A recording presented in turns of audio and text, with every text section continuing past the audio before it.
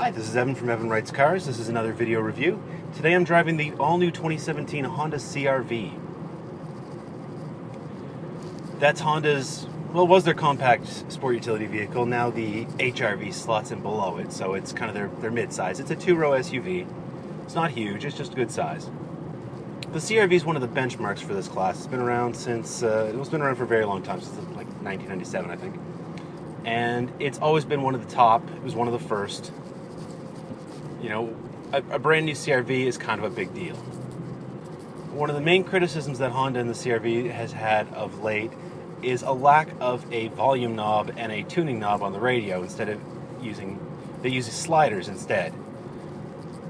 It's not a popular choice to use the sliders because they're somewhat difficult to use, especially while you're driving. Fortunately, Honda has seen the error of their ways and has brought back the volume knob for the 2017 model.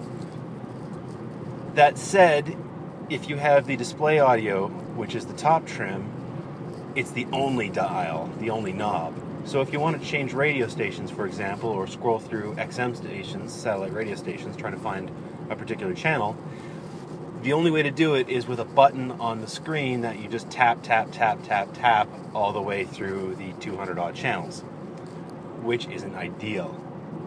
If you get the base radio, you get a knob for both, and it's great.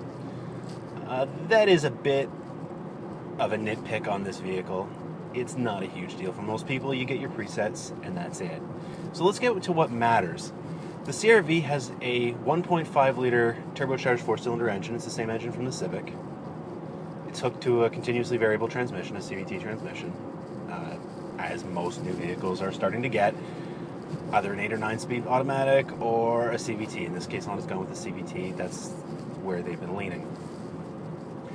Powertrain makes 190 horsepower, just under 200 pound-feet of torque, from a pretty broad range, over from 2,000 to, I believe, 4,000 RPM, which with a CVT is a good thing, because the broad power band means that you don't need to let the CVT rev the engine, because revving the engine in this car, it's not Honda's strong suit in this one. Hondas are known for high revving, sweet sounding engines, even if they can be a little bit noisier than your average. But unfortunately, this car, it makes a bit of a racket. I'm just going to slow down here a little bit. And then I'm going to hit the gas, and you'll see what I mean. It's making a lot of noise. It's moving fairly quickly. It gets along. But that's a lot of engine noise. It's not what I expected. You know, I know that Hondas are generally a little bit louder than some of the competition, but that's not a pleasant noise. Fortunately, you don't need to get into it all that often. Normally, if you want moderate acceleration, the CVT will stay under about 2,500 RPM. No issues at all. It's nice and quiet and civilized at the lower engine speeds. All the Canadian models come with the 1.5-liter turbo. In the US, base models do come with a 2.4-liter, which makes about the same amount of horsepower, less torque, and a narrower range. So the turbo is a nicer engine to have. This is a touring model, so of course it's very well equipped. It's got the display audio, Garmin navigation, which is really nice, really easy to use. It has what's one of my favorite points in Hondas lately, the heated steering wheel.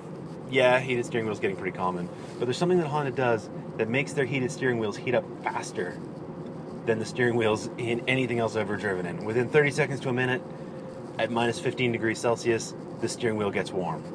And it's really nice. The seats heat up quite quickly as well, and again, really nice to have. The CR-V rides and handles about how you would expect from a Honda, which means it's a little bit more sporty than some of the competition. It's not a sports car, but if you enjoy driving and you want a midsize SUV, it's not a bad choice. It's not as fun to drive as say, a Mazda CX-5, but it's still enjoyable while it's stable, it's composed. The snow tires that are on this test car are a little bit mushy, but they're snow tires. That's how that works. They're a little bit noisier as well. But the ride and handling is what you'd expect from a Honda. It's excellent.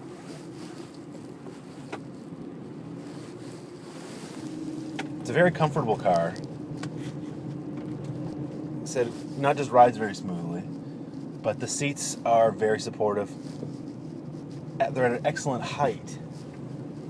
What I noticed, and what my wife noticed as well, she agreed with me, is getting in and out of the CRV. It's a very easy vehicle to get in and out of. It's something to do with the combination of the height of the seat, the door frame opening, and there's not much of a drop from the door sill to the floor. It's just really easy to get in and out of, which is really nice, and I think a lot of people, the target market of this vehicle is really going to appreciate that. This is a little bit bigger than the old model. It's about 1.5 inches taller and wider and just a hair longer, so it is a little bit bigger. You do get more space inside, and it feels very spacious in here. I'm a tall guy.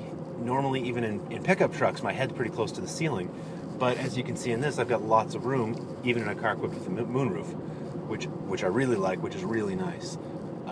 Obviously, the seat will go quite a bit higher, which is what you want if you want the seat high, if you need the seat higher.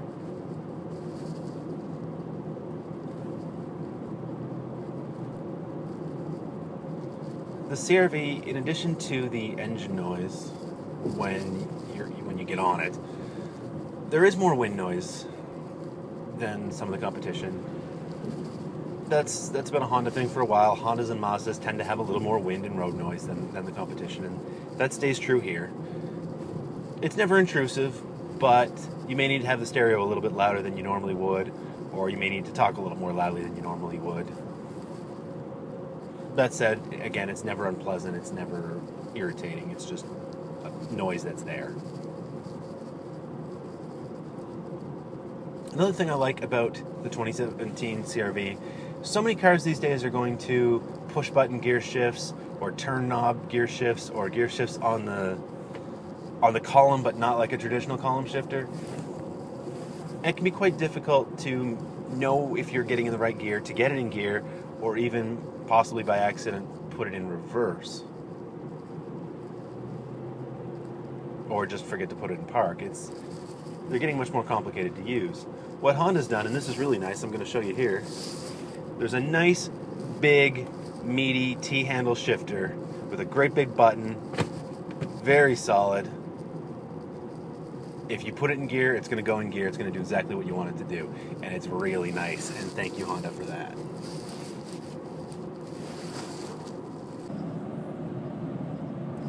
So that pretty much covers the Honda CR-V for 2017.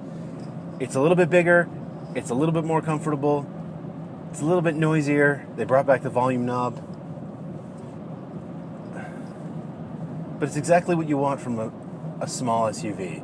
Comfortable seating for 4, pretty good seating for 5, lots of cargo space, really easy to get in and out of, gets respectable fuel mileage. I've been driving it mostly in really heavy wind, and I'm still getting 8.5 liters per 100 kilometers. I expect that to drop down to closer to about 8 if it was a little less windy. It's got good power. It's got all the active safety features. And it's got the Honda badge. And for a lot of people, a lot of buyers, that's really all they're looking for anyway. That said, Honda hasn't sat on their laurels with this vehicle. It is a good car. So thanks for watching. If you liked my video, please hit like or subscribe in the link below.